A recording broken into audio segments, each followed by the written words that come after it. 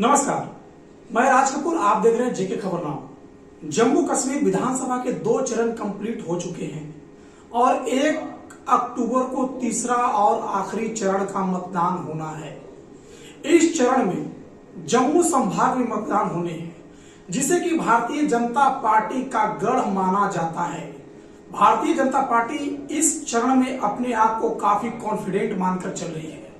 सांभा विधानसभा में जम्मू कश्मीर का जो ये विधानसभा सांभा पड़ता है, जम्मू रीजन में पड़ता है, तीसरे चरण में यहाँ चुनाव होने हैं और भारतीय जनता पार्टी सांभा में अपने जीत को लेकर के काफी आश्वस्त है।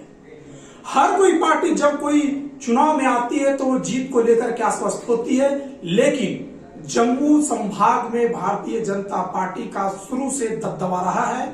शायद यही कारण है कि जम्मू कश्मीर के जम्मू संभाग में सांभा विधानसभा में भारतीय जनता पार्टी कॉन्फिडेंस में है, या यूं कहें कि ओवर कॉन्फिडेंस में है। इसी मुद्दे पर बातचीत करने के लिए हमारे साथ ऑनलाइन हिंदुस्तान के संपादक लक्ष्मण शर्मा मौजूद हैं। लक्ष्मण जी, आपका बहुत बहुत स्वागत है।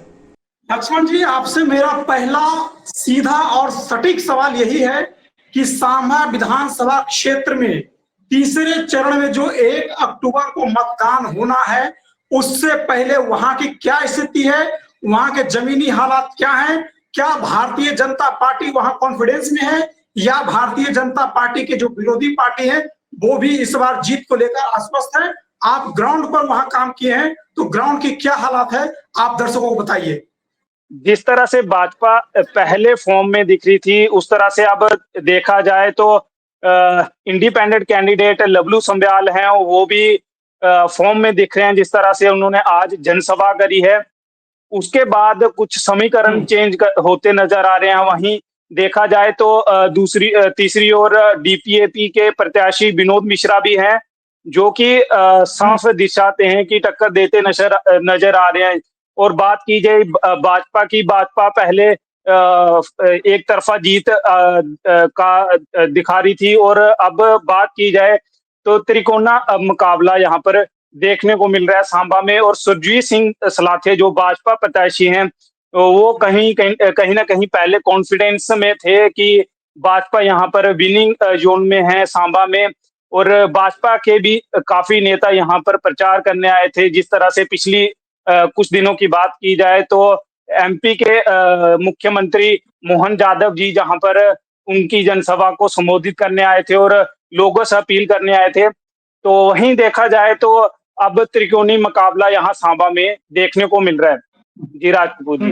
नहीं, आपसे मैं ये समझना चाहता हूं कि आप वहां ग्राउंड पे लोगों से बातचीत करते हैं, एक एक लोगों से मिले हैं, तो ये जो दिल्ली के मीडिया में परसेप्शन बनता है, ये जो मीडिया में परसेप्शन बनता है कि भारतीय जनता पार्टी कॉन्फिडेंस में है, और आप बता रहे हैं कि 3 लोग मुकाबले में, त्रिकोणीय मुकाबला है, तो जनता के बीच में जब आप जाते हैं तो जनता क्या करिए, जनता की आवाज आप मुझे बताइए।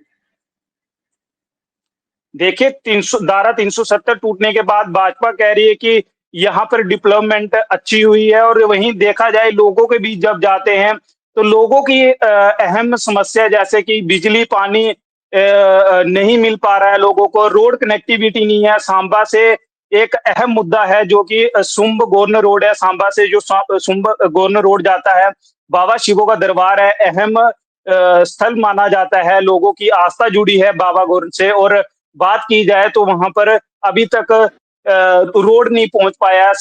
10 साल पीछे ले जाएं तो वहीं डॉक्टर मनियाल यहाँ से जीत के गए थे जब मोदी जी की लहर चल रही थी।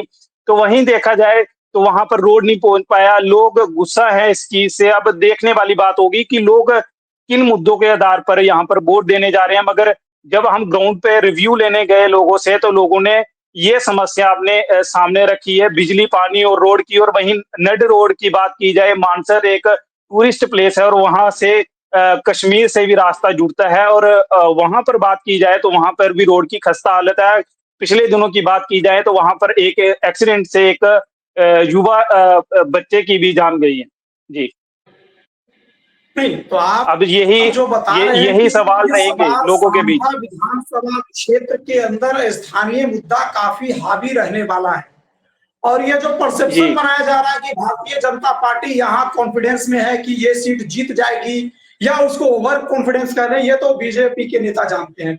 लेकिन आपने जो चीजें बताई कि स्थानीय मुद्दे, बिजली, पानी, और आपने जिस एक सड़क का जिक्र किया कि जिससे आस्था का सवाल जुड़ा हुआ है, तो यहां तो प्रश्न ये खड़ा जी होता है कि पिछले 5 साल से वहां एलजी की सरकार है, 2019 से 24 तक में, और इससे पहले भी भारतीय जनता पार्टी गठबंधन में सरकार में थी। तो अगर ये रोड नहीं बना है और स्थानीय स्तर पर जो मुद्दे हैं वो सॉल्व नहीं हुए हैं, तो क्या भारतीय जनता पार्टी को इन मुद्दों का खामियाजा भुगतना पड़ सकता है? देखिए, सवाल करें जी, जो स्थानीय के लोगों के मुद्दे हैं, जैसे कि बिजली पानी की मैंने बात करी है, तो वो इस चीज को जो भाजपा प्रत्याशी हैं वो भी एग्री करते हैं कि ये मुद्दे हैं जो रह चुके हैं लोगों के बीच। और अगर वो अपील भी कर रहे हैं लोगों से कि अगर हमें आप जता के बेचो तो मैं इस चीज का हल करके जाऊंगा। वहीं बात की जाए सांबा का एक और इशू है, सांबा रेलवे स्टेशन को देख लीजिए। वहां पर ट्रेनें, जब कोविड टाइम आया था तो वहां पे ट्रेन स्टॉप बंद कर दिए गए थे, अभी तक वहां पर ट्रेन नहीं रुक रही। काफी प्रोटेस्ट हुए। जुगल किशोर एमपी रह चुके हैं जम्मू कश्मीर के, अभी भी वो एमपी हैं। उन्होंने भी सांसद में कह चुके हैं कि सांबा में रेलवे स्टेशन पे ट्रेन रुकनी चाहिए, मगर अगर उनकी बात भी नहीं मानी जा रही तो देखने वाली बात ये होगी कि भाजपा के लिए ये बड़ी सवाल होंगे ये लोगों के बीच। वहीं बात की जाए विधानसभा क्षेत्र सांबा की, तो वहां पर अहम मुद्दे रहने वाले हैं। और जिस तरह से भाजपा कॉन्फिडेंस में दिख रही थी, वहीं अब त्रिकोणीय मुकाबला यहाँ पर देखने को मिल रहा है। डीपीएपी के प्रत्याशी भी यहाँ पर कांटे की टक्कर यहाँ पर देते हुए नजर आ रहे हैं।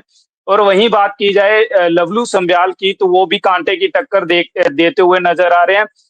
जिस तरह से सुरजीत सिंह सलाथिया जिस प्रत्याशी हैं जो भाजपा के, वो मतलब कि कॉन्फिडेंस में नजर आ रहे थे, जिस तरह से अब कहीं ना कहीं वो लोगों के बीच ये दर्शाते हुए नजर आ रहे हैं कि अब अपील करते हुए नजर भी आ रहे हैं। और देखी जाए तो कांटे की टक्कर तो होगी होगी। और अहम मुद्दे जो रहने वाले हैं लोगों के, वो समस्याएं देखी जाए सुम्ब रोड की होगी और पानी बिजली की होगी। जिस तरह से वो एग्री भी कर रहे हैं भाजपा के प्रत्याशी की इन चीजों में कमी कहीं ना कहीं रही है, और भाजपा इस चीज को जल्दी पूरा करने जा रही है। अब लोगों से हमारी अपील ये रहेगी कि 5 साल जिन नेताओं के बीच आप जाएंगे, जिन नेताओं को आपको वोट देना है, जो 5 साल आपका काम करेंगे उसी को वोट दीजिए।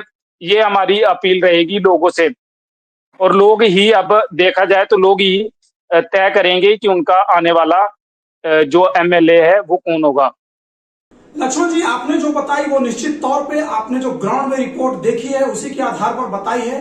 हम भी यही उम्मीद करते हैं कि इस चरण में शांतिपूर्ण मतदान हो और जो भी पार्टियां यहां चुनाव लड़ रही है, खासकर भारतीय जनता पार्टी जिस तेवर और क्लेवर के साथ इस चुनाव में नजर आ रही है, जबकि विपक्ष भी अपने दावे मजबूत कर रहा है कि यहां उसकी जीत हो सकती है, लेकिन चुनाव परिणाम क्या होंगे ये तो नतीजों के बाद ही तय होंगे।